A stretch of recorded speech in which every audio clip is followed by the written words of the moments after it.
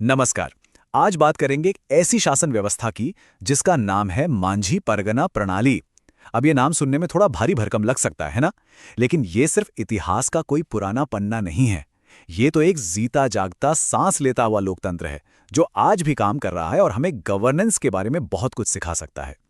तो जरा सोचिए, क्या कोई ऐसी डेमोक्रेटिक व्यवस्था हो सकती है जो हमारे आज के मॉडर्न संविधानों से भी सदियों, जी हां, सदियों पुरानी हो? जवाब है, बिल्कुल हो सकती है।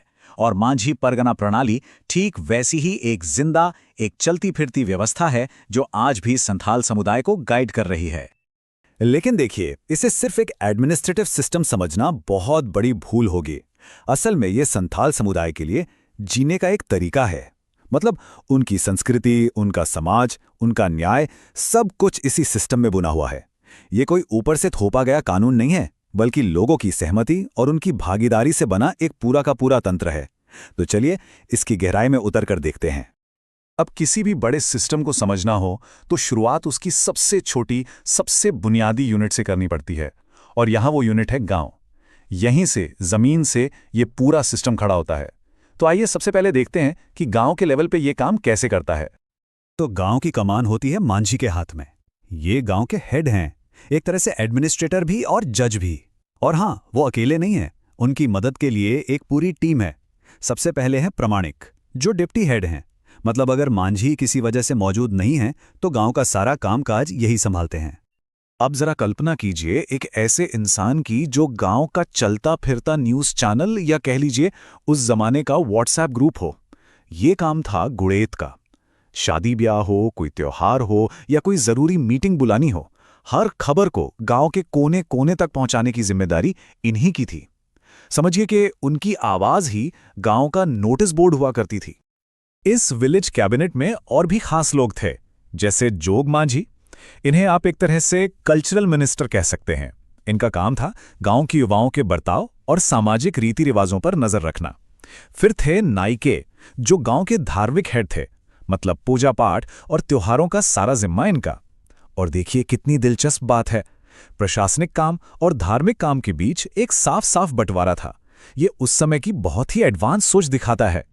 तो चलिए अब गांव के लेवल से थोड़ा जूम आउट करते हैं और इस सिस्टम के पूरे स्ट्रक्चर को देखते हैं। इसे आप एक तरह की फेडरल व्यवस्था, मतलब एक संघीय ढांचा समझ सकते हैं, जहां हर लेवल पर अपनी अपनी जिम्मेदारियां और जवाबदेही तय थी। और इनका जो जस्टिस सिस्टम था वो तो और भी कमाल का था। सोचिए, अगर कोई झगड़ा गांव में मांझी नहीं सुलझा पाए तो केस खत्म नहीं होता, मामला ऊपर जाता था अगले लेवल पर, जहां 15 से 20 गांव के हेड, जिन्हें परगनेत कहते थे, वो इसे सुनते थे। और मान लीजिए वहां भी बात नहीं बनी तो फिर मामला जाता था सबसे बड़ी अदालत में। और ये जो सबसे ऊंची अदालत थी, इसका नाम था लोबर सेंद्रा। इसका मतलब होता है जंगल के शिकार में न्याय।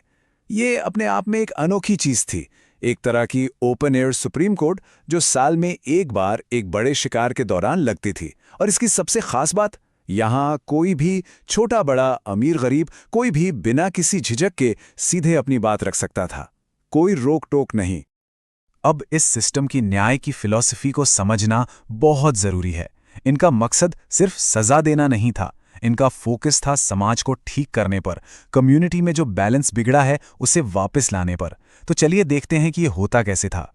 तो देखिए, छोटी मोटी गलतियों के लिए सजा थी करेला दंड। नाम से ही जाहिर है ना? ये एक छोटा सा फाइनेंशियल जुर्माना होता था। इसके पीछे की सोच बड़ी गहरी थी कि सजा करेले की तरह कड़वी तो लगे ताकि अपनी गलती का एहसास हो, लेकिन इतनी भी कड़वी ना हो कि इंसान की जिंदगी ही बर्बाद हो जाए। तो न्याय के दो अलग अलग रास्ते थे। एक तरफ छोटी मोटी गलतियों के लिए था करेला दंड, और दूसरी तरफ बहुत ही गंभीर अपराधों जैसे कि यौन अपराधों के लिए थी सबसे कठोर सजा, बितलाहा। इसमें दोषी का सामाजिक बहिष्कार यानी सोशल बॉयकॉट कर दिया जाता था। लेकिन यहां एक बहुत ही कमाल की, एक असाधारण बात है। ये जो सबसे कठोर सजा थी ना, ये भी कोई लाइफ सेंटेंस नहीं थी। इसमें भी सुधार का, वापसी का एक दरवाजा हमेशा खुला रहता था।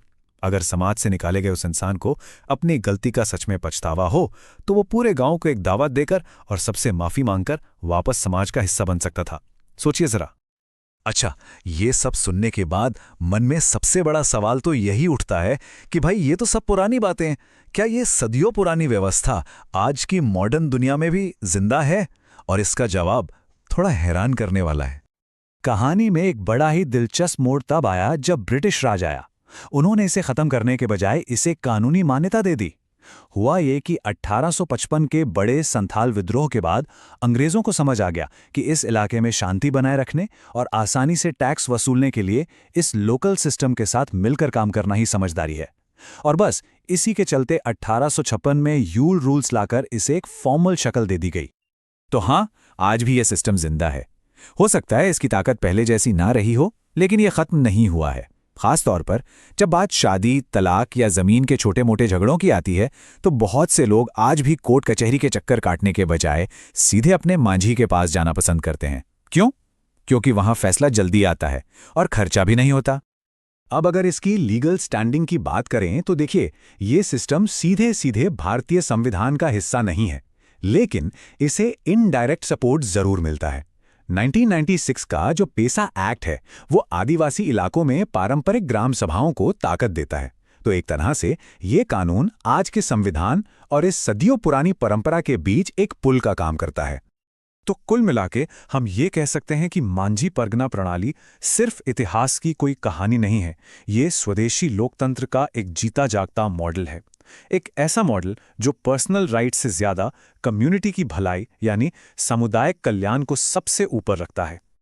और यहीं पर यह हमें एक बहुत अहम सवाल के साथ छोड़ जाता है। आज की हमारी दुनिया, जो काफी हद तक व्यक्ति केंद्रित हो चुकी है, वो इस सामुदायिक न्याय और सामाजिक एकता पर टिके सिस्टम से क्या सीख सकती है? क्या एक व्यक्ति और पूरे समाज के बीच बेहतर संतुलन बनाने की कोई प्रेरणा हमें यहाँ से मिल सकती है? सोचने वाली बात है।